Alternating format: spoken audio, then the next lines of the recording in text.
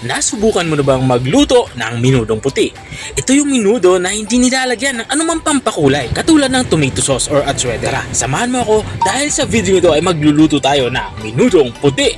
Simulan natin ang ating pagluluto. Painit ako dito ng kawali at nang uminit na nilagyan ko ito ng konting mantika. At nang uminit na nga ang mantika ay inilagyan ko na ito ng bawang.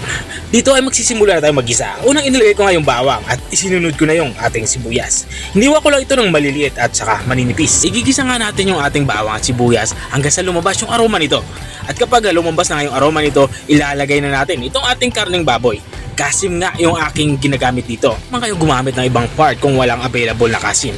Pero mas prepared talaga pag ganitong minudo ang ating niluluto ay kasim. Tuloy-tuloy lang tayo sa ating pagigisa hanggang sa makuha natin yung kulay na gusto natin. Gusto lang natin dito maging light brown yung ating karne. At habang pinapansir ko ito ay lalagyan ko na dito ng patis at saka black pepper para manuot na yung lasa dito sa ating karning baboy. At kapag ganito na itsura niya ay maglalagay na din ako dito ng tubig. Yung tubig naman ay sapat para makapagpalambot nitong ating karning baboy. At maglalagay na din ako dito ng pork cube. Haluin ko lang to, saka natin to tatakpan. At bago nga ito kumulo ay bubuksan ko muna ito.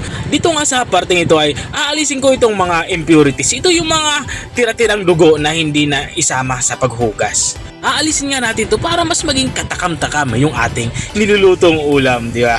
Haluin lang natin to at maglalagay na din ako dito ng dahon ng laurel. Makatuloy yung dahon ng laurel para mas mabango ang ating nilulutong ulam. At matapos ko nga ito lagyan ng dahon ng laurel ay tatakpan ko na ito at papakuloy na natin to ng mga 15 to 20 minutes hanggang sa lumambot yung ating karning baboy. At kung nanonood ka pa rin hanggang dito sa kalagitnaan ng aking video, ibig sabihin ay nag-enjoy ka.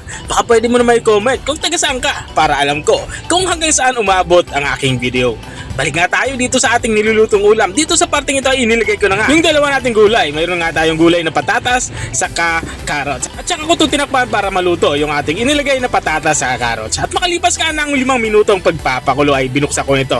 Dito naman sa parteng ito ilalagay ko na yung pork liver or atay ng baboy. Sa minudo nga ay hindi talaga mawawala yung atay ng baboy. Ipinapahuli natin to inilalagay para hindi naman ma-overcook. Ang tendency nga kapag na-overcook yung atay ng baboy ay tumitigas ito. At matapos nga natin mailagay yung atay ng baboy, halo na din natin itong hotdog.